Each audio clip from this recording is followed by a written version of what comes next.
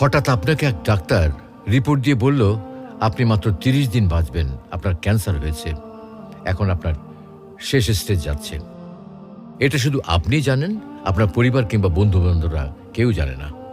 এখন এই রিপোর্ট পাওয়ার পরে আপনি বাসায় গেলেন। প্রতিদিনের মতো আজকেও আপনার বাবা আপনাকে বকাঝকা শুরু করলো, তোকে দিয়ে কিচ্ছু হবে না, সারাদিন কোথায় থাকিস তুই, অকাজের ছেলে, ইত্যাদি ইত্যাদি। এই মধ্যবিত্তের বাবার যেমন হয় আর কি। তখন কি প্রতিদিনের মতো আজও আপনি তর্ক করা শুরু করবেন, নাকি প্রাণ ভরে বাবার বকাগুলো শেষবারের মতো আরেকবার শুনে নেবেন? হঠাৎ আপনার মা এসে আপনাকে বলল, নে বাবা ভাতটা খেয়ে নে। আপনার মনে হবে এই বুঝি আপনার মায়ের শেষ হাতের খাওয়া, আপনি আর বাঁচবেন না। আপনি পরম তৃপ্তি নিয়ে খাবেন এবং আপনার কাছে মনে হবে এটা আপনার শ্রেষ্ঠ খাবার, যদিও ডাল ভাত হোক না কেন। আপনি বের হলেন, পুরনো এক বন্ধুর সাথে দেখা, আপনি যাকে মোটেও সহ্য করতে পারেন না, সব সময় তার সাথে কথা কাটাকাটি হয়, আজকেও সে আপনাকে কিছু কথা শুনিয়েও দিল। আচ্ছা, এখন কি আপনি তার সাথে তর্ক শুরু করে দেবেন? মোটেও না। আপনি হয়তো তাকে জড়িয়ে ধরবেন এবং বলবেন, দোস্ত ভালো থাকিস।